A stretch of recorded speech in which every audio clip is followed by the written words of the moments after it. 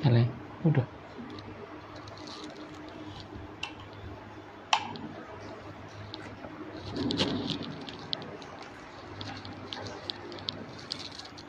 Bismillah. Assalamualaikum warahmatullahi wabarakatuh. Alhamdulillah wassalatu wassalamu ala Rasulillah wa ala alihi wa man walah. Rabbi shrah li sadri wa yassir li amri wahlul 'uqdatam min lisani yafqahu qawli. Rabbana urzuqna ilman nafi'an wa rizqan thayyiban wa amalan mutaqabbala. Kaum muslimin rahimani wa rahimakumullah.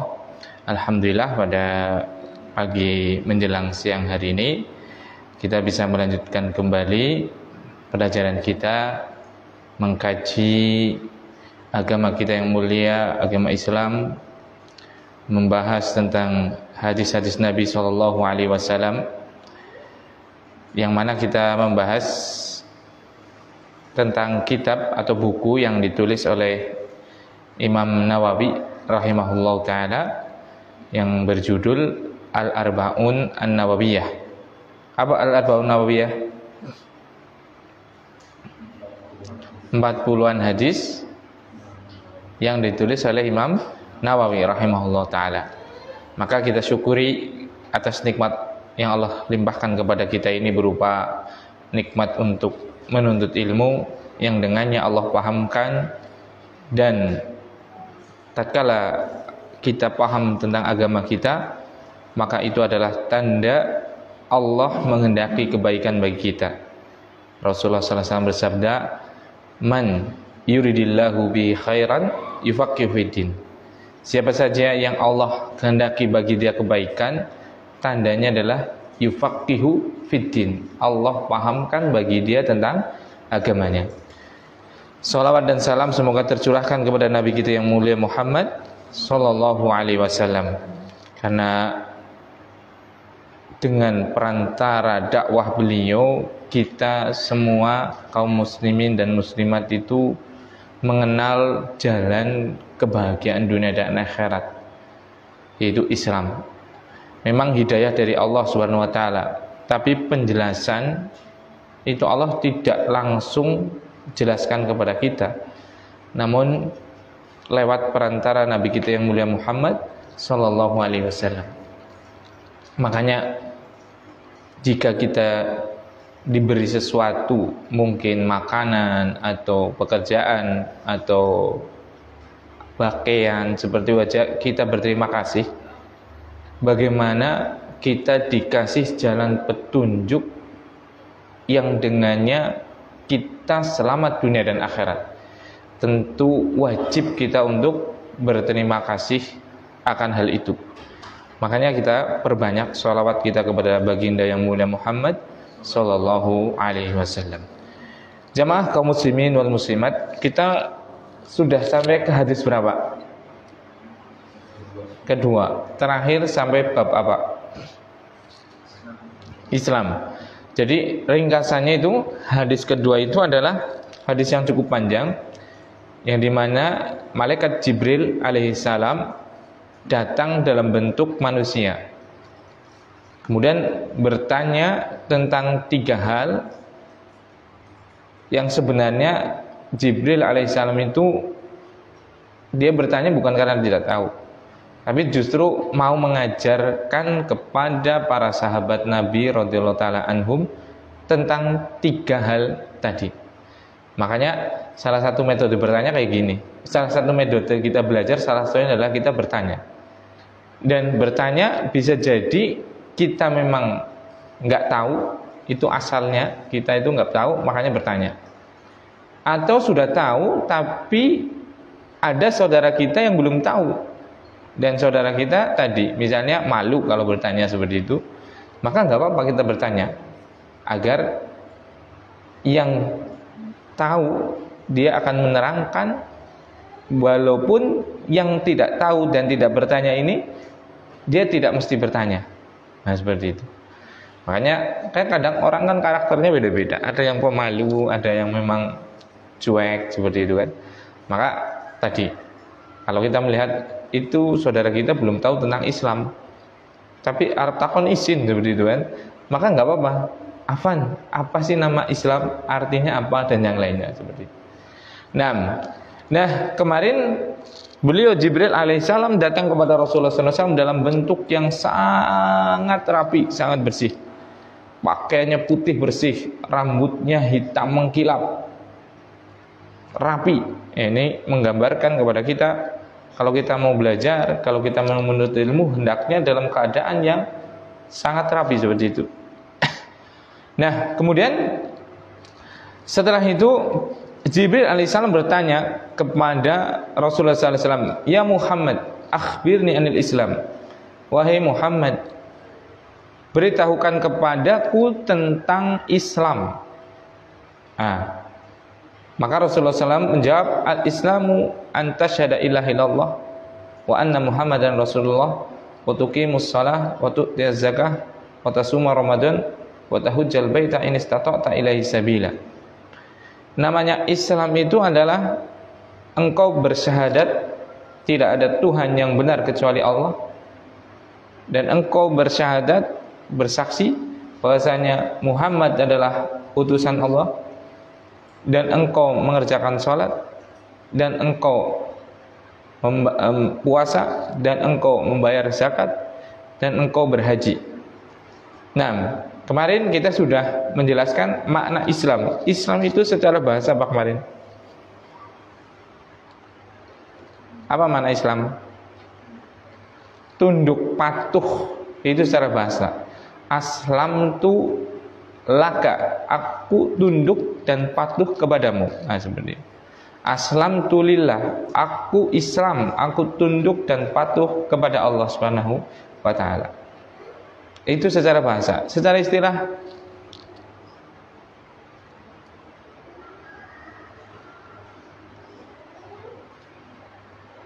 al-istislam lillahi bitauhid wal inqiyadu lahu bitta'ah wal khulusu minasyirki wa ahli.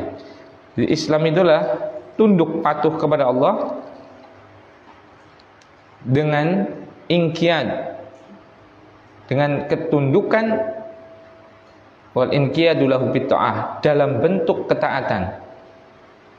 Jadi ketundukan yang diwujudkan dengan ketaatan. Al-istislamu lillahi wal inqiyadu lahu bitta'ah wal bara'atu minasyirki wa ahli, dan berlepas diri dari kesyirikan dan orang-orang yang melakukan kesyirikan. Nah, itu Islam. Makanya kemarin sudah dijelaskan bahwasanya agama seluruh nabi itu adalah apa? Islam, yaitu agama yang tunduk hanya kepada Allah Subhanahu wa taala semata, mentaati kepada Allah Subhanahu wa taala semata, dan menjauhi kesyirikan. Kesyirikan itu menduakan Allah. Jadi minta kepada Allah tapi minta juga kepada Nyai Loro Kidul misalnya, seperti itu. Minta kepada setan, jin dan yang lainnya. Maka itu adalah bentuk kesyirikan. Nah, ini tidak boleh.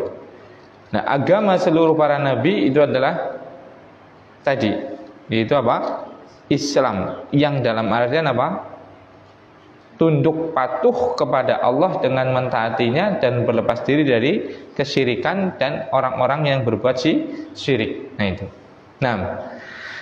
Nah, kemudian Islam sekarang secara khusus, makna Islam apa berarti? Karena kan Islam, agama Islam itu maksudnya apa? Agama yang dibawa oleh Muhammad Shallallahu Alaihi Wasallam. Jadi itu. Jadi Islam secara bahasa adalah tunduk patuh. Nah, secara umum, makna secara umum adalah tadi, ketundukan kepada Allah dengan mewujudkan ketaatan kepadanya dan berlepas diri dari kesyirikan dan orang-orang yang berbuat syirik. Nah, makanya ini makna umum. Makanya seluruh agama para nabi alaihi wassalatu wassalam itu adalah agamanya apa? Islam. Seperti itu. Nah, kalau Islam bermakna khusus, sekarang kan kita agamanya apa? Islam. Padahal kan kita enggak mengikuti ajarannya Nabi Musa, kita mengikuti ajaran Nabi Muhammad. Maksudnya apa? Islam di sini adalah agama yang dibawa oleh Muhammad Shallallahu Alaihi Wasallam yang menyempurnakan agama-agama sebelum beliau, agama-agama para nabi sebelum beliau, syariatnya para nabi sebelum beliau alaihi salatu wassalam, seperti itu. Jadi Nabi Musa alaihi salam itu agamanya adalah Islam, membawa syariat. Bahkan diturunkan kepada Nabi Musa juga kitab suci, yaitu apa? Taurat, ya kan? Nabi Isa agamanya Islam, diturunkan juga bersamaan dengan itu sebuah kitab suci, yaitu apa? Injil. Nah, Nabi Muhammad agamanya juga Islam.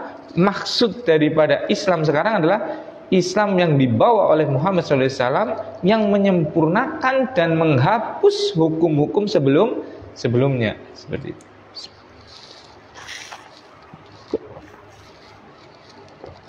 Nah, ini sudah dibahas bulan kemarin, ya kan? Nah, sekarang tadi tatkala Rasulullah SAW ditanya tentang Islam, beliau Rasulullah SAW menjelaskan dengan pokoknya, atau dalam kita lebih dikenal dengan rukunnya. Dengan apa? Rukunnya. Rukun itu adalah pokok atau inti.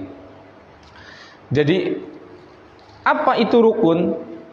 Makanya di sini kan Rasulullah SAW kala tadi ditanya oleh Jibril, "Fakhbirni anil Islam," kabarkan tentangku tentang Islam. Maka Rasulullah SAW apa? Antasyhada alla ilaha illallah wa anna Muhammadan Rasulullah, sampai akhir, ya kan? Nah, seperti itu. Beliau menjelaskan intinya. Nah, atau dalam istilah kita adalah rukunnya. Nah, rukun barakallahu fikum secara bahasa itu adalah sesuatu, rukun adalah sesuatu bagian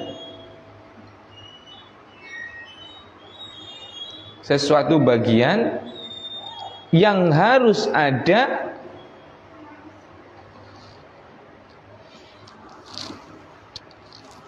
dan tatkala tidak ada tidak sah. Sesuatu bagian yang harus ada dan tatkala tidak ada maka tidak sah. Misalnya rukun sholat apa? Salah satunya apa? Berdiri bagi yang mampu. Itu kan rukun sholat. Maka kalau orang dia mampu untuk berdiri karena nggak sakit misalnya, kemudian dia sholat sengaja dengan duduk, padahal kita tahu rukun sholat itu adalah salah satunya adalah apa? Berdiri. Sah tidak sholatnya? Tidak sah. Karena apa? Karena berdiri itu adalah sahnya atau rukunnya sholat. Jadi dia harus ada dalam sholat fardu tadi. Nah, kalau tidak ada maka dia tidak sah. Nah, seperti itu. Sama dengan rukun Islam, berarti dia adalah bagian dari apa? Islam. Kalau tidak ada nanti keislamannya apa? Tidak sah. Nah, seperti itu. Maka mempelajari rukun Islam itu adalah perkara yang sangat penting. Kenapa? Karena itu adalah masalah sah dan tidak sahnya kita sebagai seorang muslim. Kenapa? Kalau kita nggak sah jadi orang muslim bagaimana? Atau kalau kita jadi orang muslim emang pentingnya apa sih? Urgensinya apa sih? Sangat urgen sekali. Karena ini adalah berkaitan dengan masa depan kita yang abadi kelak di akhirat. Siapapun orang yang Islamnya sah, apapun keadaannya, tatkala Islamnya sah dan tidak batal, Rasulullah SAW bersabda, "Man kana akhiru kalamihi la ilaha illallah dakhalal jannah." Siapa saja yang akhir dari ucapannya adalah la ilaha illallah, siapapun dia, apapun keadaannya, seberapapun dosanya, itu kata Rasulullah SAW, dakhalal jannah, pasti masuk surga. Padahal kita tahu akhirat itu adalah abadi. Makanya penting sekali mempelajari yang namanya rukun Islam. Walaupun masuk surga itu yang jenengan paham ya. Ada yang Allahumma amin yaitu masuk surga langsung, dan sebagaimana juga ada yang naudzubillah min dzalik masuk surga tapi apa? Harus mampir dulu. Naudzubillah tsumma naudzubillah. Jangan sampai mampir ke neraka terlebih dahulu. Tapi kalau di hatinya ada Islam, apapun keadaan dia, maka ujung-ujungnya nanti hamba ini akan Allah masukkan ke dalam surga. Makanya penting banget ini. Nah, oleh karena itu kaum muslimin wal muslimat rahimani wa rahimakumullah, sekarang kita mempelajari satu persatu dari rukun Islam. Nah, rukun Islam yang pertama adalah syahadatani. Syahadatani, apa syahadatan? Dua kalimat syahadat. Makanya dalam kajian hari ini kita akan membahas dua kalimat syahadat, tapi yang pertama dulu. Karena dua kalimat syahadat itu ada dua kalimat, yaitu asyhadu alla ilaha illallah wa asyhadu anna muhammadan abduhu wa rasuluh. Kita bahas yang asyhadu alla ilaha illallah atau la ilaha illallah. Nah, kita terjemahkan secara harfiah ya, per huruf.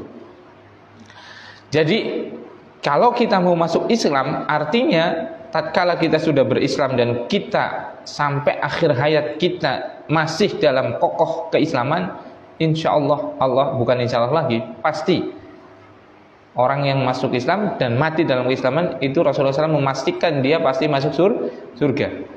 Adapun kita kan nggak tahu, maka kalau kita ya berdoa aja. Tapi kalau orang yang Islam, maksudnya bedakan orang Islam dengan menunjuk satu-satu. Kalau menunjuk satu-satu itu nggak boleh, kecuali Allah langsung, seperti Allah atau Rasulnya langsung, seperti Rasulullah SAW menunjuk Abu Bakar pasti masuk surga, Umar pasti masuk surga, Utsman pasti masuk surga, Ali pasti masuk surga, Ukasyah juga didoakan masuk surga, dan yang lainnya. Kalau setelahnya kita menyebut orang, misalnya Pak Darto pasti masuk surga, nggak boleh.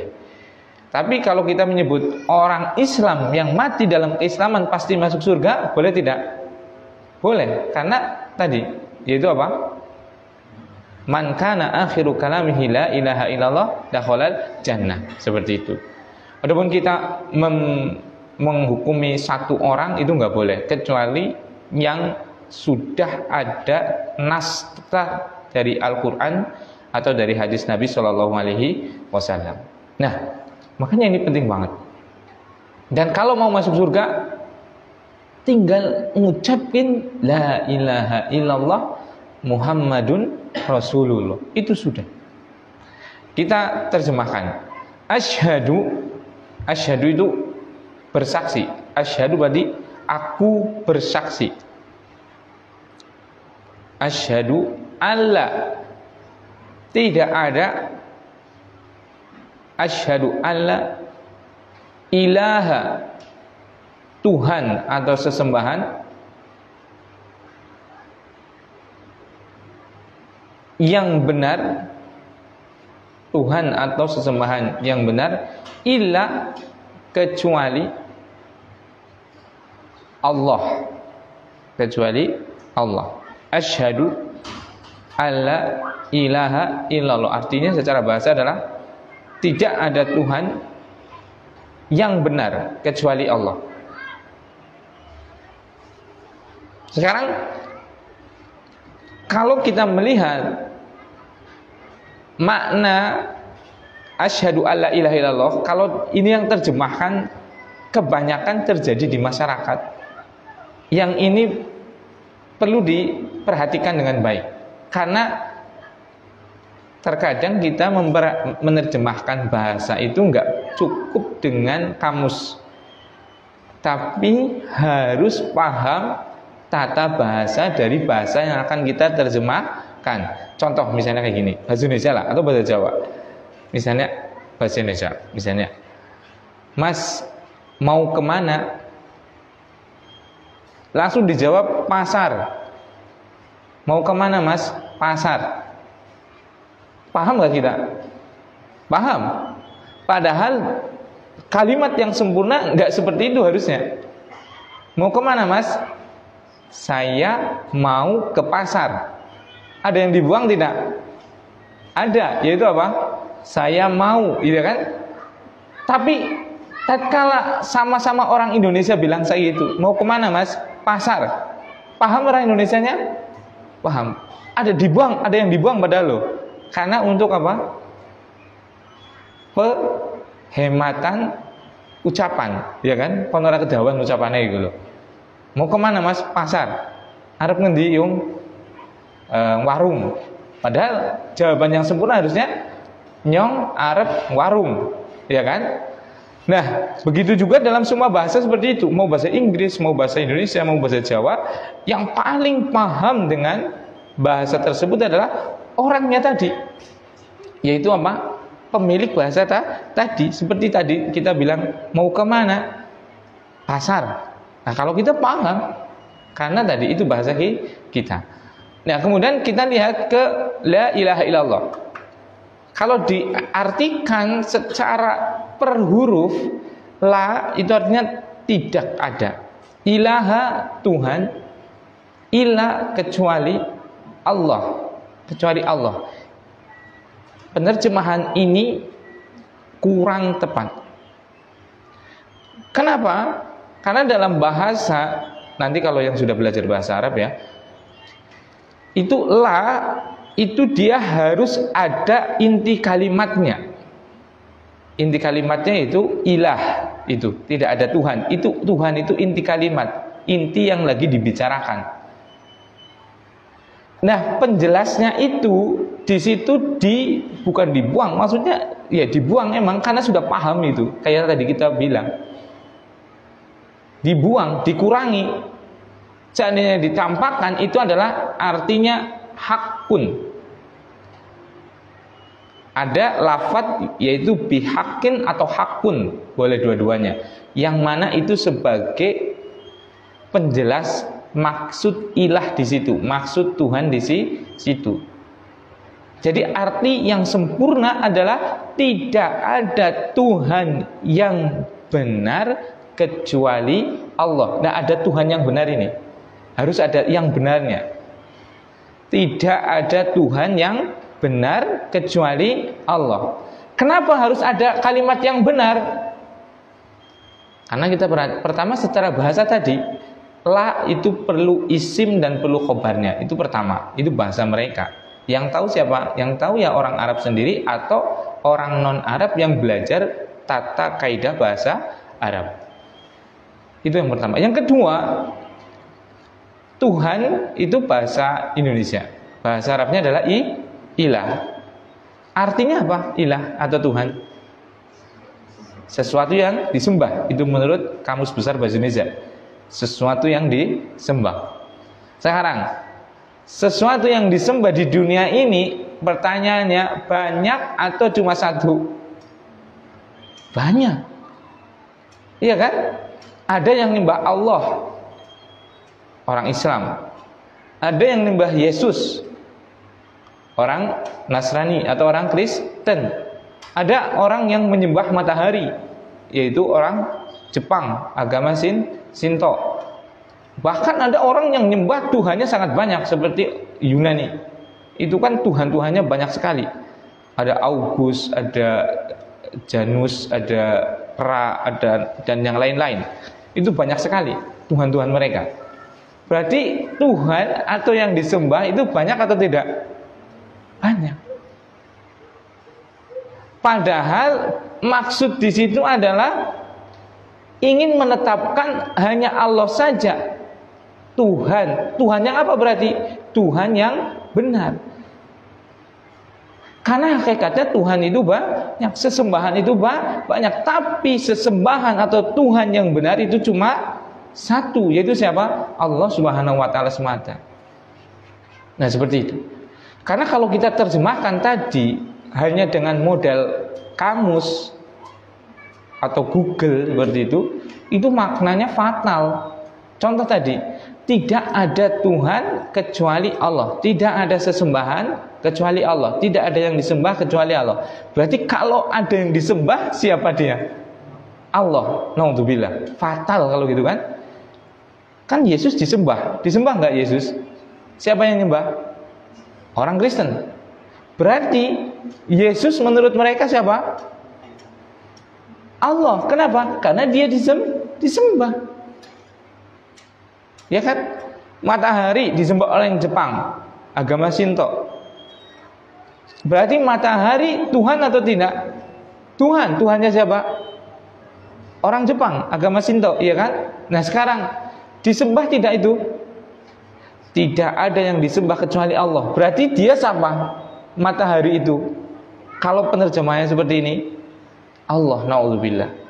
Makanya makna itu akan menjadi rancu, bahkan bisa jadi salah paham, karena memang tidak sesuai tata bahasa Arab dan tidak sesuai dengan maksud dari Al-Quran.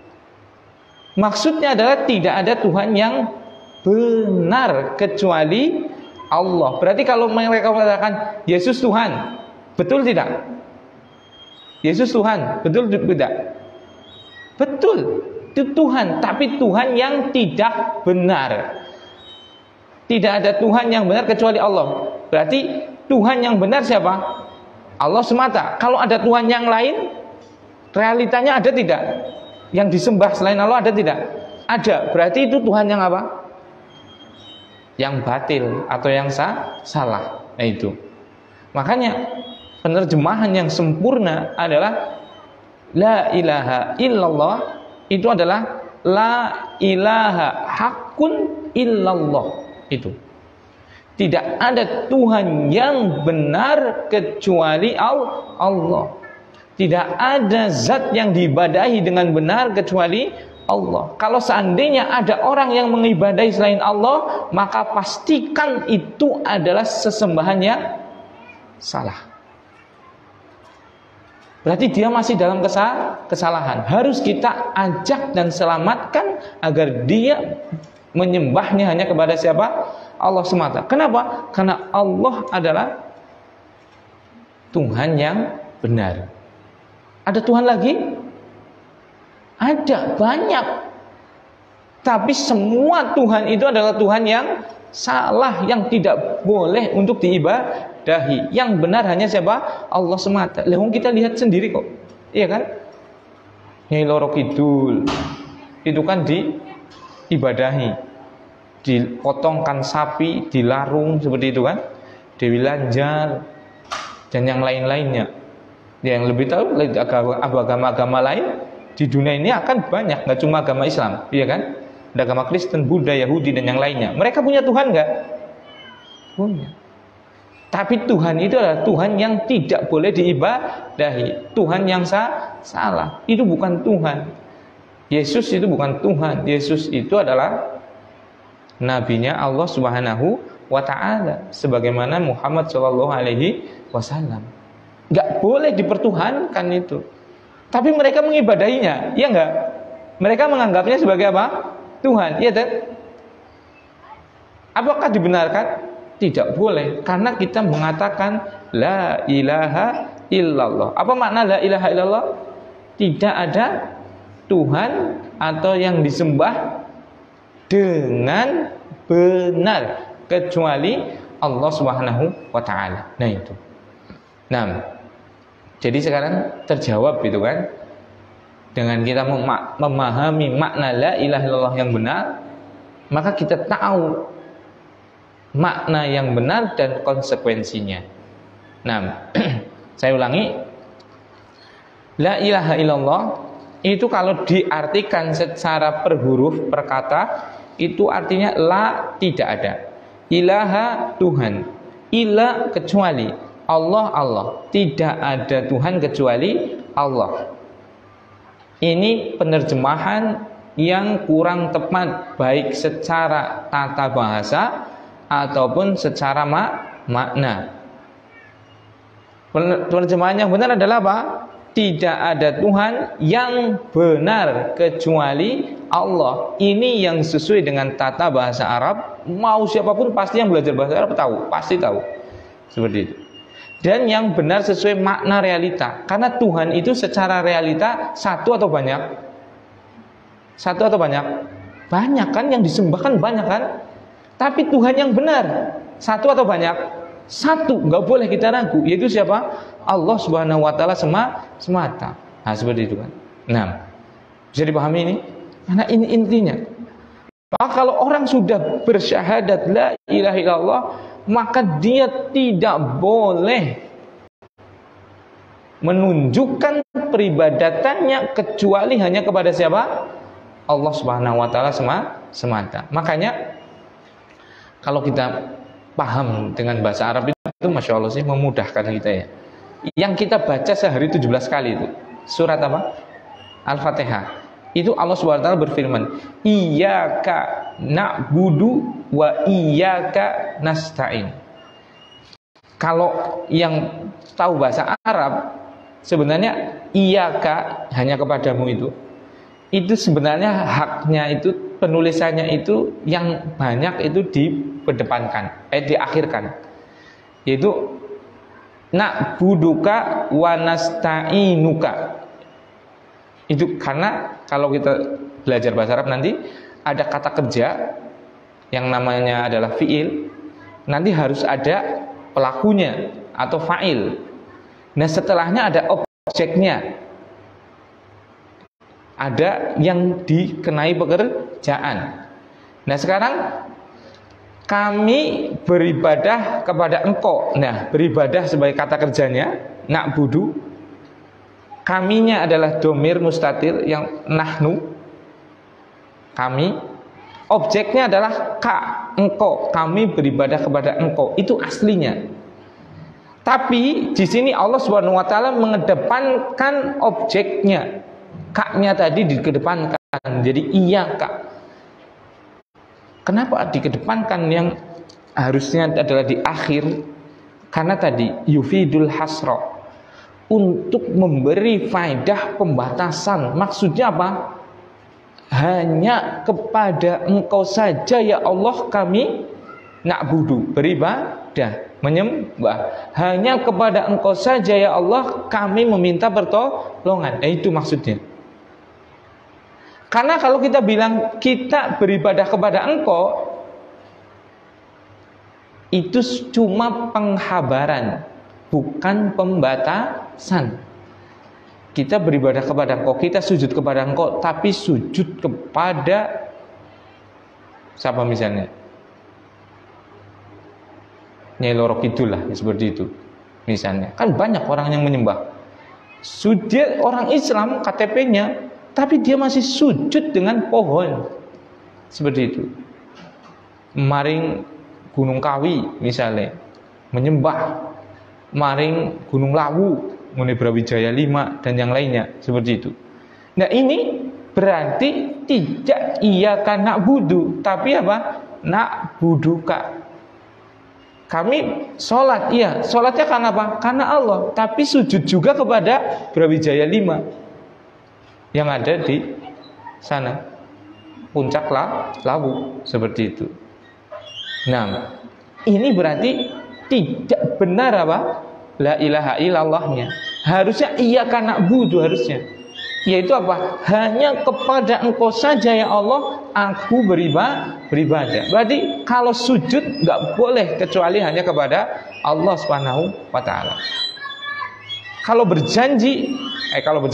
bernazar maka nggak boleh kecuali kepada Allah Subhanahu wa taala semata. Kalau berkurban berarti nggak boleh kecuali hanya karena Allah Subhanahu wa taala semata.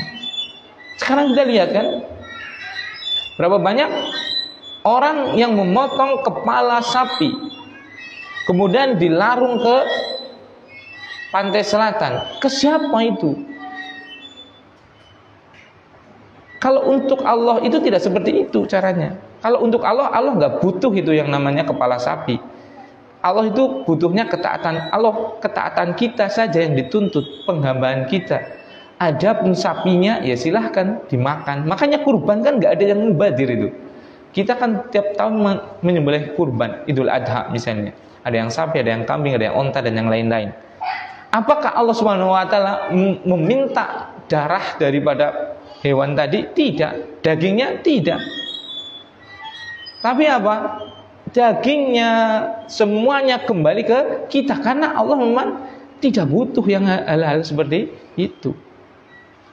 Nah, jadi ini makna la ilaha illallah yang benar adalah tidak ada Tuhan yang benar kecuali Allah Subhanahu wa taala semata. Kalau ada yang Tuhan atau ada yang diibadahi selain Allah, berarti itu adalah Tuhan tapi Tuhan yang batil atau Tuhan yang salah. Nah, sampai sini bisa dipahami?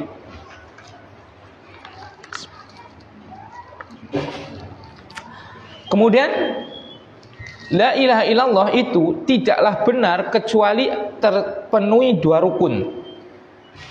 Kalau kita mau mengucapkan la ilaha illallah dan maknanya benar, itu harus ada dua rukun. Yang pertama adalah an-nafyu. Nafyu itu penolakan. Yang kedua adalah isbat. Isbat itu adalah penetapan.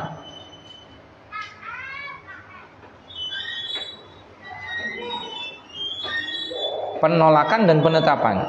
Jadi orang Islam kalau mau Islamnya benar, syahadatnya benar, itu dia harus menolak an-nafyu, menolak. Menolak apa? Menolak apa? Seluruh macam Tuhan, siapapun yang diibadahi harus kita tolak. Menolak seluruh zat yang diibadahi, menolak seluruh Tuhan. Mana dalilnya? Itu lafaz yang pertama itu, la ilaha, tidak ada Tuhan sama sekali. Berarti kita harus menafikan seluruh Tuhan. Ngajinya ini separuh balik, parah itu kan. Menafikan seluruh Tuhan berarti apa? Kafir kalau seperti ini kan. Seperti itu. Ya memang itu harus mengkufuri, harus mengkafiri, harus mengingkari seluruh sesembahan. Aja balik di situ. Karena kalau seperti ini bahaya. Ada rukun yang kedua yaitu apa? Isbat atau penetapan. Nah ini, jadi harus dua-duanya ada. Menetapkan maksudnya apa? Menetapkan Tuhan yang benar hanya Allah Subhanahu wa taala semata. Nah itu.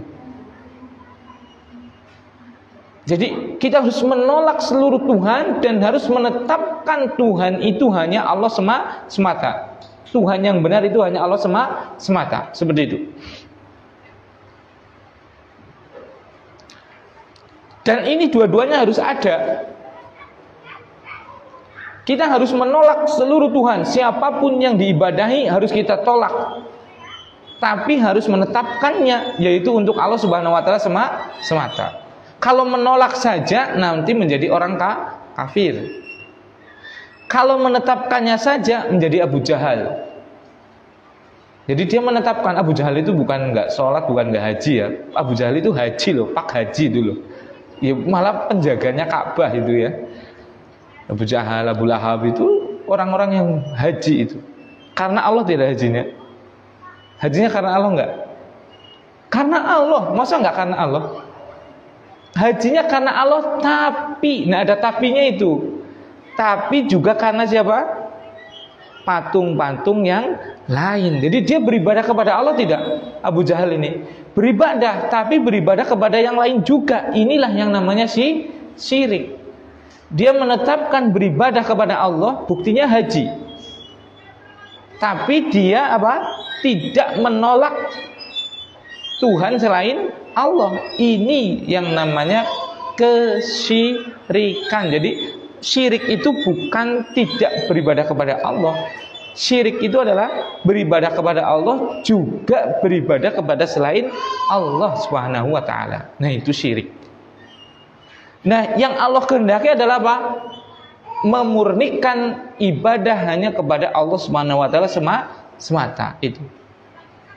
Nah itu. Makanya kalau kita bersyahadat itu kita harus menolak seluruh sesembahan, harus kita tolak. Dan harus kita menetapkan hanya kepada Allah semata. Karena kalau menolak saja kita jatuh kepada kekufuran, jadi orang kafir yang tidak bertuhan, ateis seperti itu. Kalau kita hanya menetapkan tapi nggak menolak semua Tuhan, jatuhnya menjadi orang musyrik. Yang benar apa? Menolak semua Tuhan dan menetapkannya hanya Allah Subhanahu wa taala semata Tuhan yang benar. Itulah hakikat apa? Tauhid. Makanya dalam kita beribadah kita itu harus betul-betul memperhatikan ini.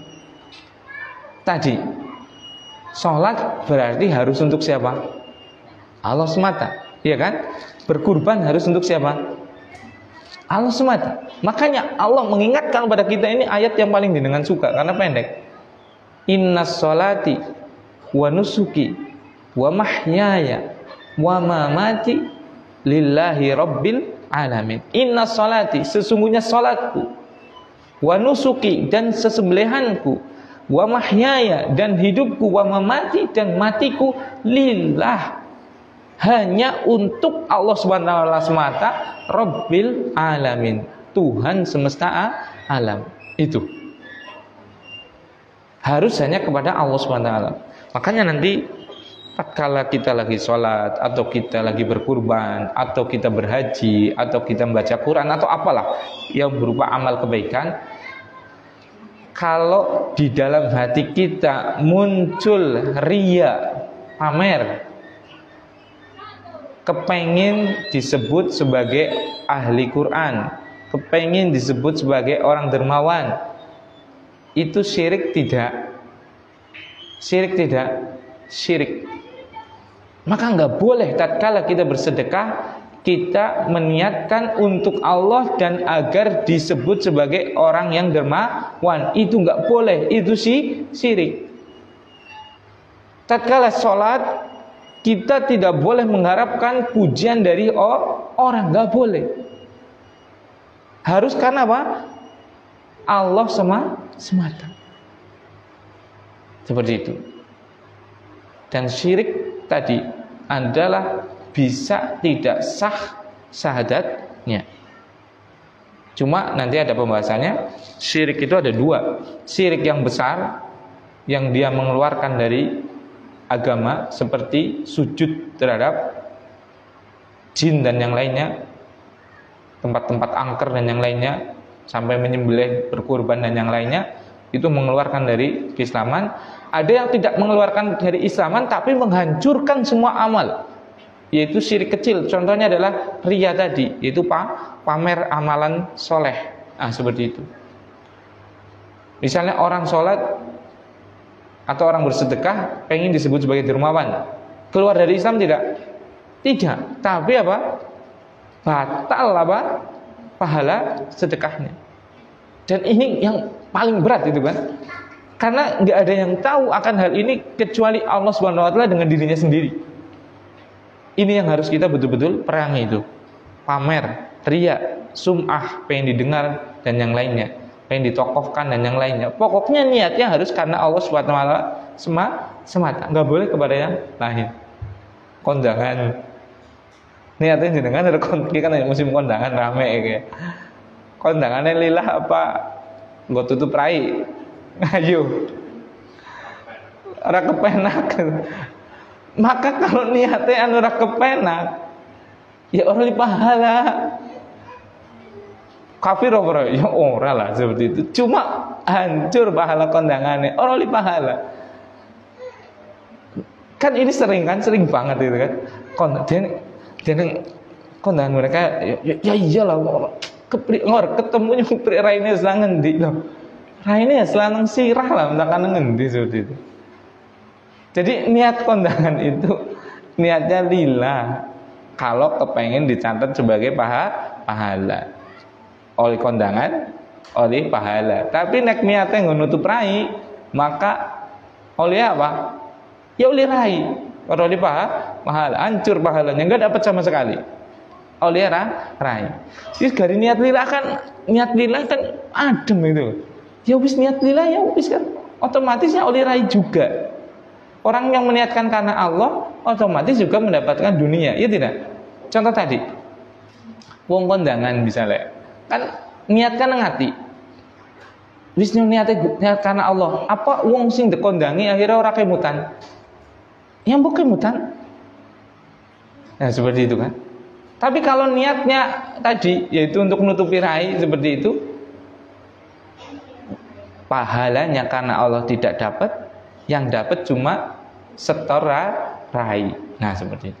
Makanya ini yang perlu diperhatikan, dan ini banyak kita terjadi seperti itu, yaitu syirik dalam masalah riya. Tidak mengeluarkan dari keislaman, tidak, tapi menghancurkan seluruh amalan yang ada riaknya, seperti itu. Hancur itu. Seperti itu, enggak ada sisa sedikit pun kebaikannya, kecuali dia mendapatkan apa yang ia niatkan berupa duniawinya. Niat haji. Haji itu harus untuk Allah. Kan nunggu jenenge wong kan nyontan niat haji berisi. Wis tua lah apa yang disebut Pak Haji. Dapat gelar Pak Haji? Dapat dijuluk Pak Haji? Iya. Tapi di sisi Allah pahala hajinya hancur, tidak ada dicatat sedikit pun. Bahkan itu termasuk dosa. Hajinya seperti dosa. Seperti itu. Kan dari lillahi ta'ala baik wis lah kaji ya wis ana sing nyeluk Pak Haji ya alhamdulillah. Orang nana ya ora apa-apa wis. Tapi jenenge wis balik kaji ya tetep bae lah. Lillah ya tetep bae. Entah kan wong abot celuk jenenge bae sih. Iya kan? Tetep diceluk apa? Pak Haji, Pak Haji. Kan seperti itu kan? Padahal dia lillah, tetep aja panggilan Pak Hajinya dapat. Tapi kalau dia niatkan untuk Allah dan juga agar disebut Pak Haji, maka apa yang didapat? Ya disebut Pak Haji dok. Yang pahala dari Allah sama sekali tidak dapat.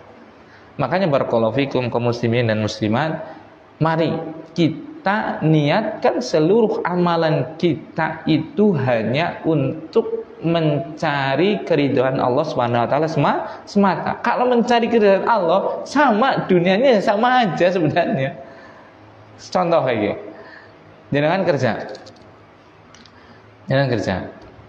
Nek bismillah nyong ngarep kerja karena Allah. Dapat pahala? Dapat. Entuk gaji? Ya entuk lah. Masa ora duwe gaji? Kan orang mungkin. Tapi nek dia cuma niatnya bismillah ngeliat duit. Entuk duit? Ya entuk karena dia haknya dia, ya kan? Entuk pahala? Tidak dapat. Karena dia tidak meniatkan beribadah kepada Allah Subhanahu wa taala semata. Maka dari sini kaum muslimin dan muslimat rahimani wa rahimakumullah, pentingnya kita selalu menghadirkan niat di dalam hati kita untuk mencari keridhaan Allah Subhanahu wa taala semata dalam setiap gerakan kehidupan kita. Syahil. Makanya tadi Allah Subhanahu wa taala mengingatkan, saya ulangi lagi, innas sholati wa nusuki wa mahyaya wa mamati lillahi rabbil alamin. Sungguh salatku, berkurbanku, hidup dan matiku itu harusnya kepada siapa? Allah Subhanahu wa taala semata, Tuhan alam raya ini. Nah, seperti itu. Nah, jadi ini yang akan membedakan antara itu bernilai ibadah atau malah kebalikannya, seperti itu. Nah, jadi itu makna la ilaha illallah adalah apa? Tidak ada Tuhan yang benar kecuali Allah. Rukunnya ada berapa? Ada dua. Yang pertama an-nafyu, penolakan seluruh Tuhan, seluruh sesembahan. Jangan sampai di sini. Harus ada yang kedua, yaitu apa? Isbat atau penetapan, bahwasanya menetapkan seluruh ibadahnya itu apa? Hanya untuk Allah semata. Tidak boleh kepada selainnya, sampai pun hawa nafsu kita, sampai pun untuk kedudukan sosial, sampai pun untuk pujian, sampai pun untuk apapun. Seperti itu. Nah, makanya tadi berarti mana yang menunjukkan penolakan dalam la ilaha illallah? La ilaha, tidak ada Tuhan sama sekali yang benar. Kemudian penetapannya mana? illallah, kecuali Allah. Jadi di depan itu menafikan seluruh Tuhan yang benar, di belakangnya menetapkan hanya Allah saja Tuhan yang benar. Nah, seperti itu. Itu rukunnya. Kemudian syaratnya, syarat la ilaha illallah. Syarat la ilaha illallah para ulama menyebutkannya ada 7, yang diringkas dalam sebuah syair: ilmun wa yakinun wa ikhlasun wa sidquka ma mahabbatin wan qiyadin wal qabulu laha. Jadi syarat la ilaha illallah itu ada 7. Syarat itu berbeda dengan rukun. Syarat itu dia bukan bagian dari hal tersebut, bukan bagiannya, tetapi harus ada. Itu syarat. Syarat adalah bukan bagian dari hal tersebut, tapi harus ada. Kalau tidak ada, tidak sah. Seperti syarat sholat apa? Salah satunya syarat sholat apa? Bersuci, toharoh, ya kan? Toharoh, bersuci, misalnya wudu. Itu wudu itu sholat atau bukan? Bukan. Makanya itu namanya bukan rukun. Wudu itu bukan rukun sholat, tapi wudu itu apa? Syarat sholat. Dia bukan bagian dari sholat, tapi harus ada. Kalau tidak ada, tidak sah. Orang yang nggak berwudu sholat, sah nggak sholatnya? Tidak sah. Bedanya dengan rukun apa berarti? Antara rukun dan syarat, bedanya di mana? Kalau rukun harus ada di dalamnya, itu juga harus ada kan? Nah, itu bedanya. Kalau rukun itu bagian dari hal tersebut, harus ada. Kalau nggak ada, tidak sah. Kalau syarat bukan bagian dari itu, harus ada. Kalau tidak ada, tidak sah. Nah, seperti itu. Kayak tadi, itu apa? Rukun sholat adalah berdiri bagi yang mampu, gitu kan? Kan berdiri kan bagian dari sholat. Syarat sholat salah satunya adalah apa? Toharohat, misalnya berwudu. Wudu kan bukan sholat, tapi harus ada kan? Kalau nggak ada, kalau nggak wudu, sholatnya tidak sah. Itu bisa dipahami ya. Nah, syarat la ilaha illallah ini ada 7. Yang pertama ada ilmun. Ilmu itu yaitu tadi ma'rifatus syai' ala ma huwa alaihi ma'rifatan jaziman. Mengenal sesuatu dengan pengenalan yang pasti. Mengenal sesuatu dengan pengenalan yang pasti. Ya tadi kita belajar makna la ilaha illallah. Kalau enggak kan kita masih dalam penerjemahan yang kurang tepat. Ya kan tadi kan? La ilaha illallah, tidak ada Tuhan selain Allah. Ini kan kurang tepat. Tidak ada Tuhan kecuali Allah. Berarti kalau ada Tuhan, ada sesembahan, berarti dia adalah Allah. Yesus disembah, iya, berarti dia Allah. Naudzubillah, summa naudzubillah, maha suci Allah. Karena maknanya bukan itu. Maknanya adalah la ma'budu bihaqqin illallah. Tidak ada Tuhan yang benar kecuali Allah. Kalau ada Tuhan-Tuhan yang lain silahkan, tapi itu adalah Tuhan yang tidak benar, Tuhan yang batil, seperti itu. Nah, bagaimana kita tahu? Belajar, iya kan? Bahkan di situ pentingnya kita belajar, pentingnya kita berilmu, sehingga keyakinan kita, akidah kita itu dibangun di atas ilmu, sehingga tidak mudah goyah dengan akidah-akidah yang sesat lainnya. Saya 2016.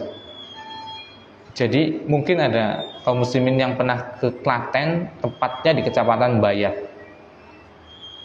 Kecamatan Bayat itu perbatasan dengan Gunung Kidul. Di sana ada sunan, yaitu Sunan Bayat. Ada makamnya di situ.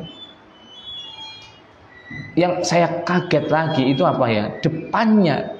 Depannya dan samping utaranya, samping kanannya, ya Allah ya Rabbi, itu sudah ada Gua Maria. Gua Maria kan anu kamuflase sebenarnya itu. Itu sebenarnya kristenisasi berkedok budaya itu. Sebenarnya itu kristenisasi. Jadi kalau ada Gua Maria itu jangan ke sana. Itu adalah apa? Seperti di sini loh. Di Banyumas itu ada itu. Kaliori. Itu kan ada Gua Maria itu kan. Itu kan kristenisasi di situ. Jadi jangan kita ayo plesir maring Kaliori ngapa sih? Aring Gua Maria, naudzubillah, itu adalah tempat peribadahan mereka untuk membaptis, untuk memurtadkan orang-orang Islam agar masuk ke agama Nasrani dengan air suci, kata mereka, dibaptis, naudzubillah. Nah itu dibayat itu sebelah makamnya orang soleh itu, subhanallah. Itu Gua Maria, coba, apa enggak sembrono banget itu? Dan depannya lagi ada SMP apa loh, gede sekali.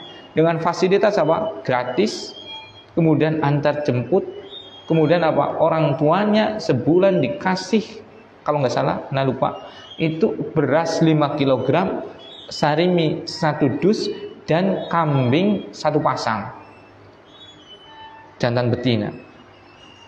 Jauh dari ilmu, sehingga apa? Naudzubillah, semua naudzubillah apa?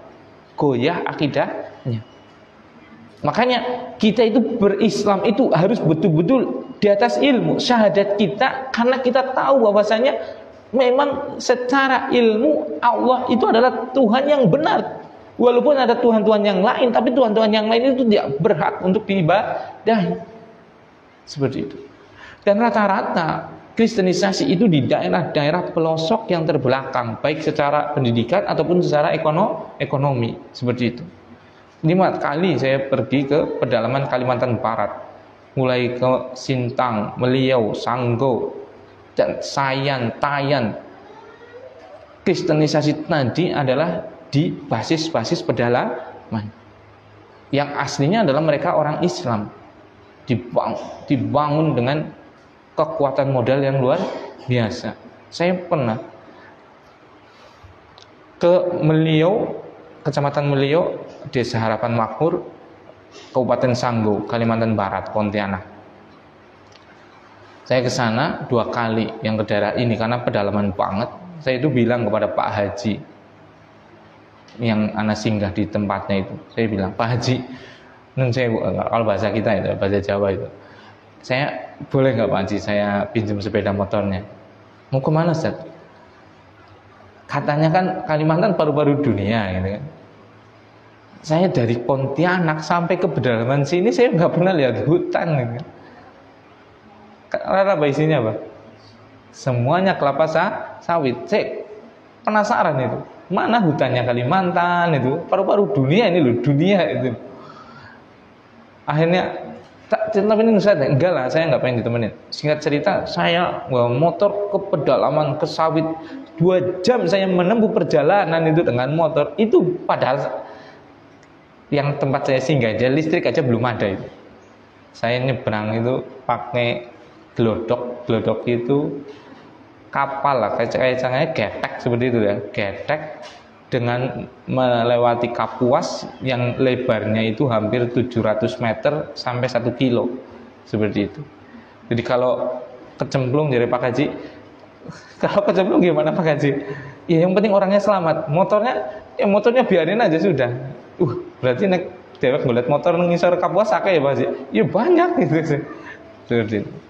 Nah singkat cerita saya masuk ke pedalaman, jauh itu udah 2 jam. Mana ujungnya, mana hutannya itu. Habis itu udah hampir 2 jam itu, saya sampai jalan alus Madan Amba. Tadi jalannya itu kayak kali mati lah nih kayaknya lah, buru-buru di aspal. Udah agak rata, udah agak baik lah, berbatu, tapi agak baik. Nah, berarti masuk ke perkampungan, dan di situ perkampungan orang Dayak.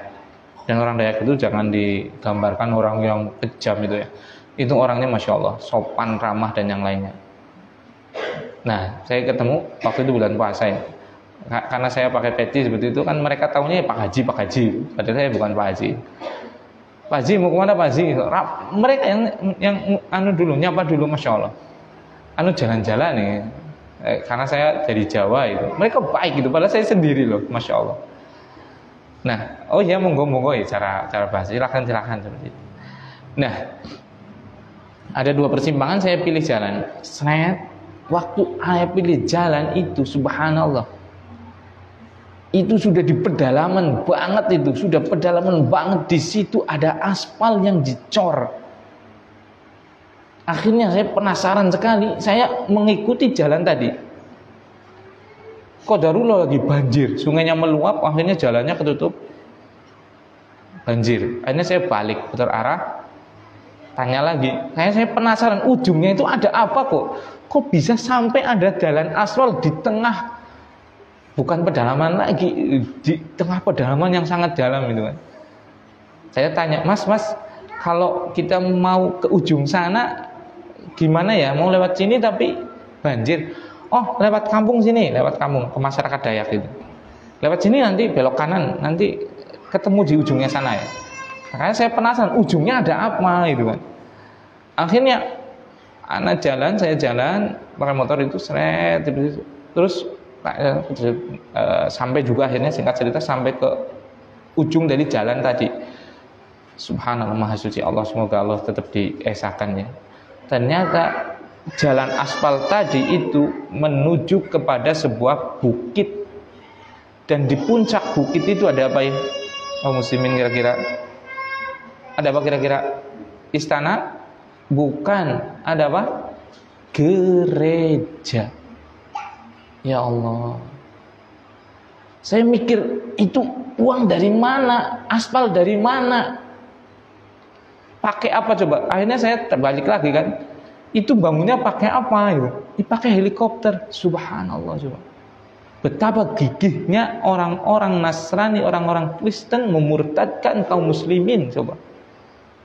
Dengan pengorbanan yang luar biasa, dengan modal yang begitu luar biasa coba. Subhanallah itu. Itu di pedalaman sekali itu. Nah, jadi seperti itu. Jadi kalau kita nggak belajar, nanti kita itu dicaplok dengan keyakinan-keyakinan lain yang sesat. Tapi kalau kita di atas ilmu, pasti akan kokoh syahadat kita. Makanya syarat yang pertama adalah kita harus apa? Berilmu dengan syahadat tadi. Dan makna syahadat tadi yang benar adalah apa? Tidak ada Tuhan yang benar kecuali Allah. Berarti kalau ada Tuhan, ada yang disembah lagi selain Allah, pastikan itu adalah sesembahan yang salah. Makanya syarat daripada kita mengucapkan la ilaha harus kita mengilmui terlebih dahulu. Belajar itu apa makna la ilaha illallah.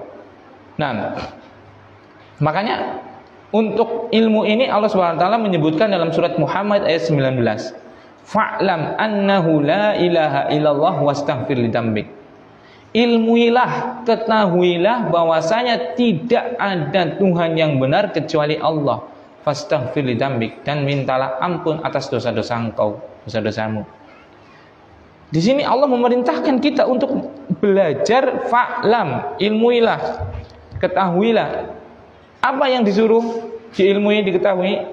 Annahu la ilaha illallah. Untuk mengilmui la ilaha illallah. Seperti itu. Nah, itu syarat yang pertama. Syarat yang kedua adalah al-qabul, al-yakin, yakin. Syarat yang kedua adalah yakin. Maksudnya, tatkala kita sudah mengatakan la ilaha illallah, tidak ada Tuhan yang benar kecuali Allah, berarti kita harus betul-betul meyakini itu. Gak boleh ada keraguan. Gak boleh kita ragu sedikit pun. Sudah, kalau kita sudah bersyahadat la ilaha illallah, gak boleh kita berpuasa kecuali karena Allah. Gak boleh kita menyembelih kecuali karena Allah. Gak boleh sholat kecuali karena Allah Subhanahu wa ta'ala. Itu gak boleh kita percaya terhadap dukun. Itu gak boleh. Harus kita apa? Percayanya kepada Allah Subhanahu wa ta'ala semata. Harus yakin. Nah, itu syarat yang kedua. Syarat yang ketiga yaitu ikhlas. Ikhlas itu dari kata khalis. Khalis itu murni. Kalau ikhlas, karena dia dari wazan akhlasa yukhlisu ikhlason, artinya memurnikan. Artinya apa? Memurnikan. Secara bahasa ikhlas itu adalah memurnikan. Nah, secara syariat maksud ikhlas adalah memurnikan segala macam ibadah hanya untuk Allah Subhanahu wa taala semata. Memurnikan segala macam ibadah hanya kepada Allah Subhanahu wa taala semata. Itu ikhlas. Kan misalnya kayak gini. PDAM, jenengan tahu PDAM ya. Mungkin kalau kita masih dekat-dekat sumber air ya, masih dekat Gunung Slamet kan enggak lah, PDAM-nya masih bersih. Kalau PDAM yang di Jakarta misalnya, itu jenengan tahu airnya dari mana itu? Jadi Ciliwung. Ciliwung itu kan airnya kayak gitu. Keruh, kotor dan yang lainnya kan.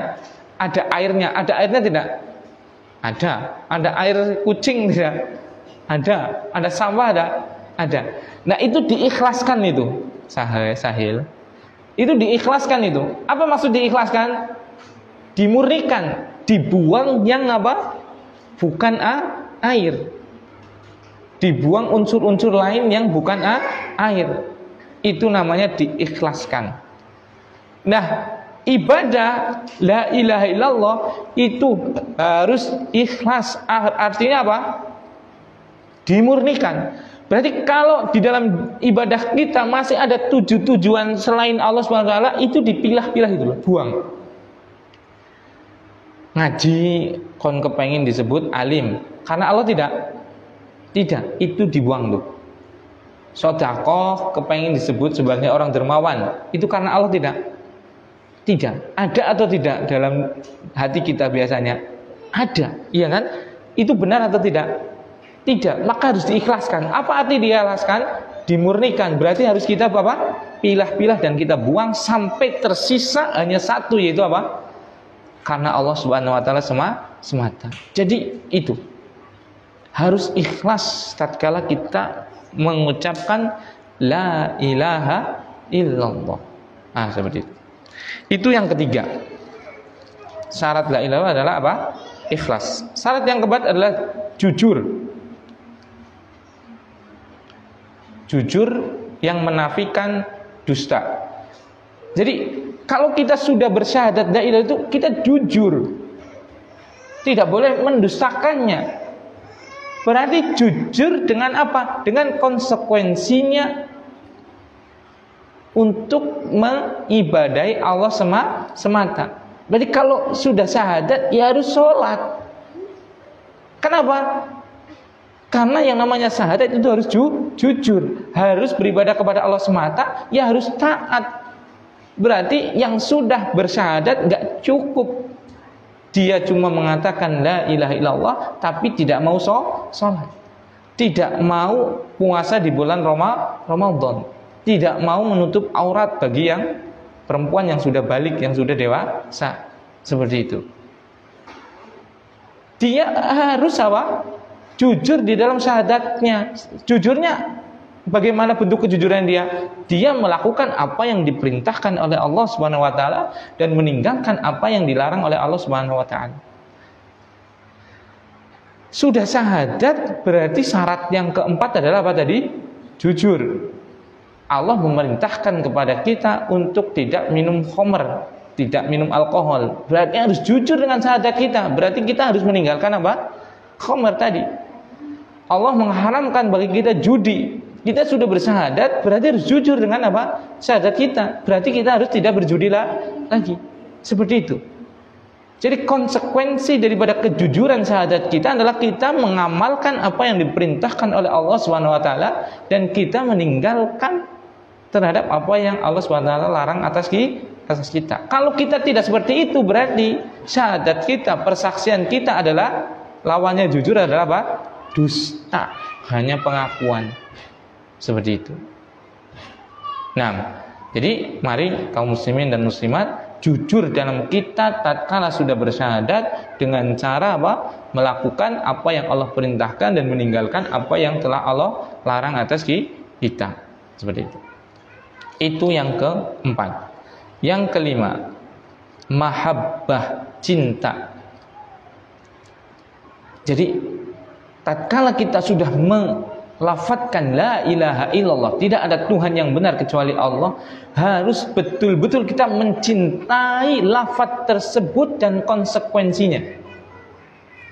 Itu adalah satu-satunya yang harus kita boleh masukkan ke hati kita, itu la ilaha illallah Muhammad Rasulullah. Selainnya jangan. Selainnya silahkan kita miliki, tapi cukup di tangan kita, jangan dimasukkan ke hati kita. Misalnya kita pengen punya anak itu bukan la ilaha illallah, boleh nggak kita miliki? Boleh, tapi cukup di tangan kita. Punya istri di tangan kita, punya rumah kita miliki di tangan kita, punya orang tua, punya apapun itu silahkan, boleh selama itu halal dan cara mendapatkannya halal, tapi jangan pernah dimasukkan ke dalam hati. Yang masuk ke dalam hati cuma asyhadu an la ilaha illallah wa asyhadu anna Muhammadan Rasulullah, itu saja. Seperti itu. Kecintaan kita terhadap semuanya itu dibangun di atas la ilaha illallah.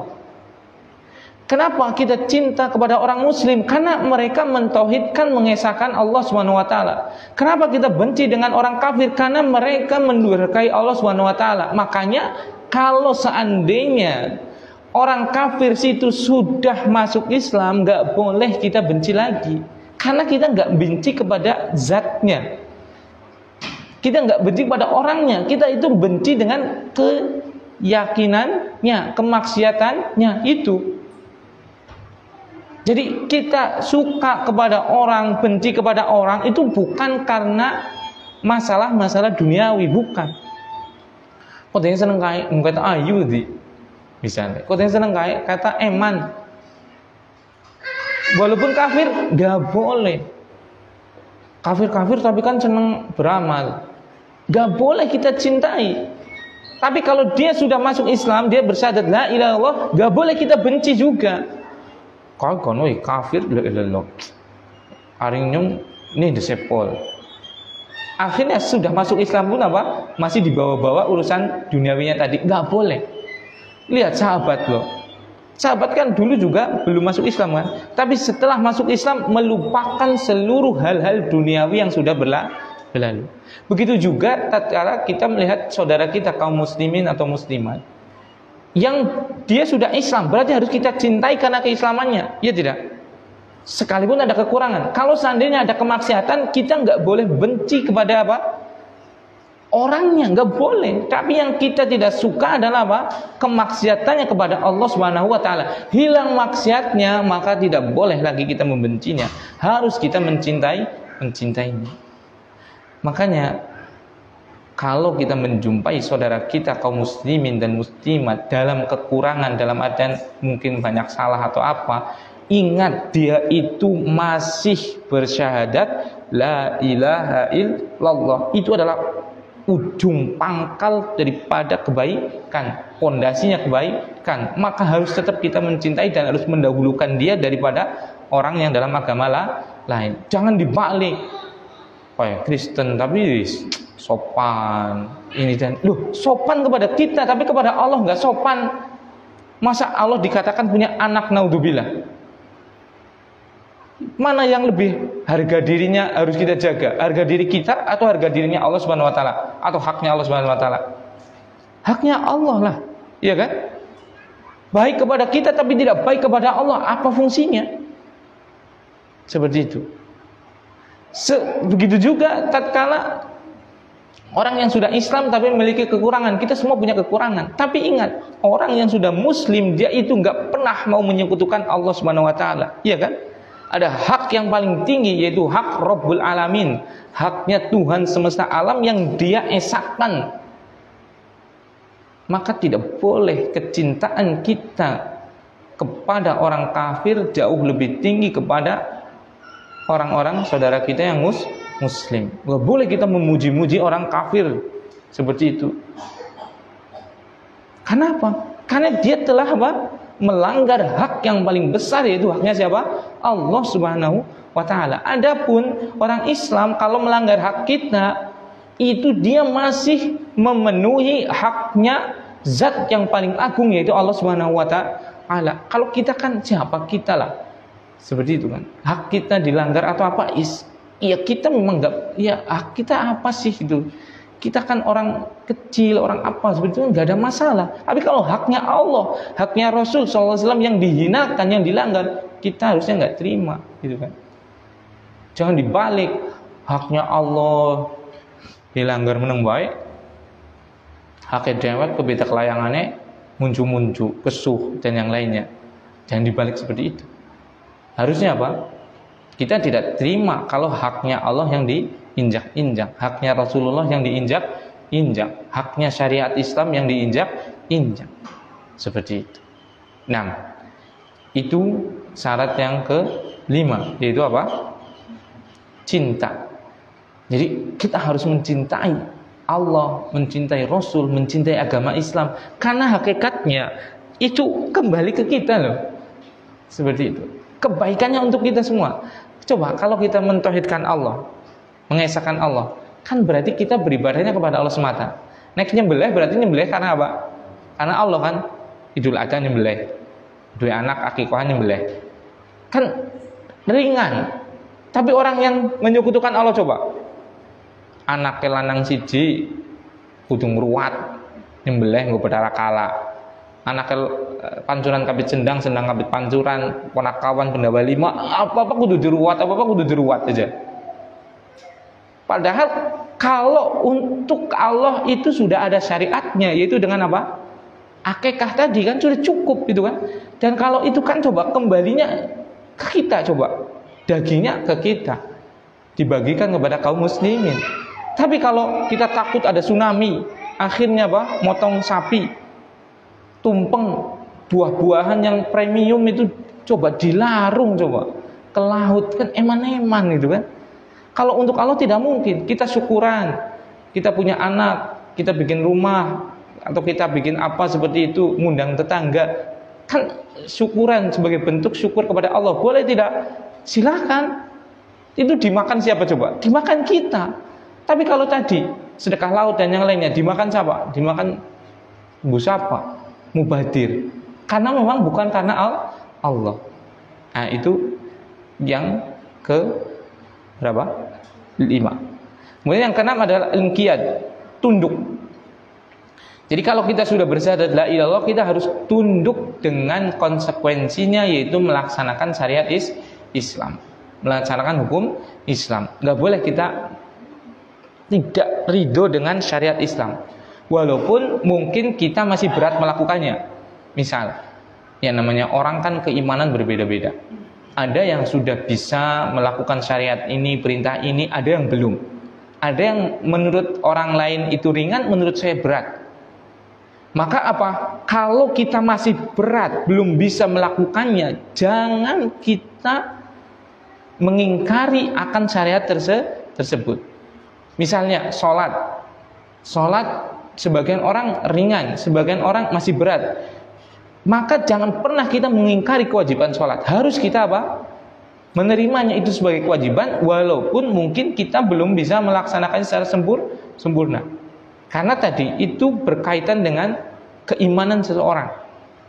Orang yang imannya tinggi, dia akan mudah untuk apa? Melakukan amalan-amalan ketaatan. Tapi yang imannya belum, maka akan berat. Nah, ini tergantung dengan keimanan. Nah, akan menjadi ringan bagaimana? Semakin dia berilmu. Karena hakikatnya tadi, semuanya adalah kembali kepada kebaikan kita. Makanya tunduk harus kita. Bagaimana agar kita bisa tunduk? Kita mempelajarinya. Karena ternyata syariat Islam, Allah Subhanahu wa taala, Rasulullah SAW, itu semua adalah hal yang paling baik, dan itu semuanya kembali ke kemaslahatan kita.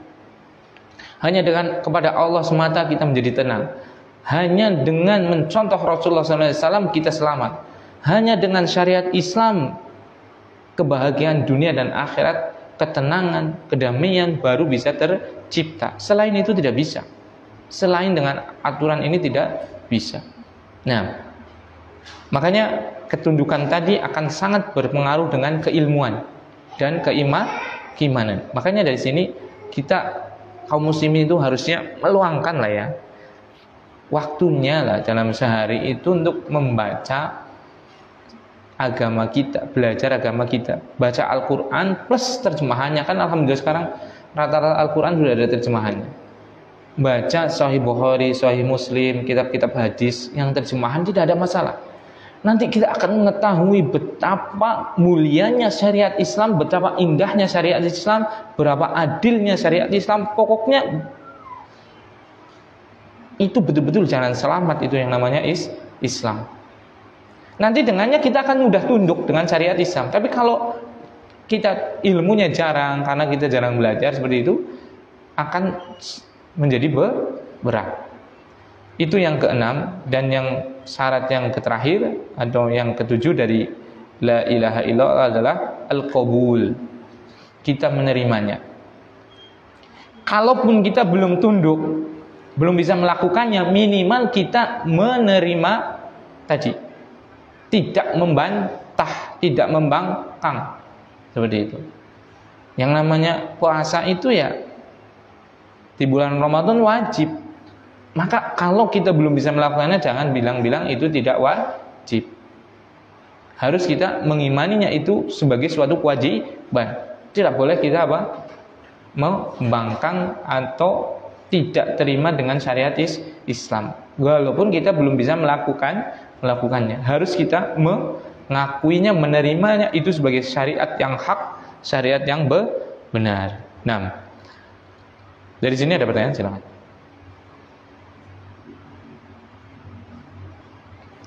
Kalau tidak ada, kita ringkaskan. Berarti Islam secara bahasa artinya adalah apa? Tunduk atau patuh. Secara umum, makna Islam secara umum adalah apa? Ketundukan patuh kepada Allah dengan cara mentaatinya dan berlepas diri dari kesyirikan dan dari pelaku musyrik. Secara khusus makna Islam adalah apa? Agama yang dibawa oleh Muhammad sallallahu alaihi wasallam. Rukun Islam ada berapa? 5. Apa itu rukun? Sesuatu bagian yang harus ada dan tatkala tidak ada tidak sah, dan itu bagian dari hal tersebut. Itu rukun. Nah, rukunnya Islam ada 5. Pertama, 2 kalimat syahadat. Yang kedua, sholat. Yang ketiga, zakat. Yang keempat, puasa. Yang kelima, haji. Kemudian yang pertama, rukun yang pertama apa? 2 kalimat syahadat. 2 kalimat syahadat. 1 kalimat yang pertama bunyinya asyhadu an la ilaha illallah. Aku bersaksi la ilaha illallah. Apa la ilaha illallah maksudnya? Tidak ada Tuhan atau sesembahan yang benar. Itu harus ada kalimat yang benarnya kecuali Allah. Berarti kalau ada sesembahan selain Allah, pastikan itu adalah sesembahan yang salah atau yang batil. Yang benar hanya Allah Subhanahu wa taala semata. Rukunnya la ilaha illallah ada berapa?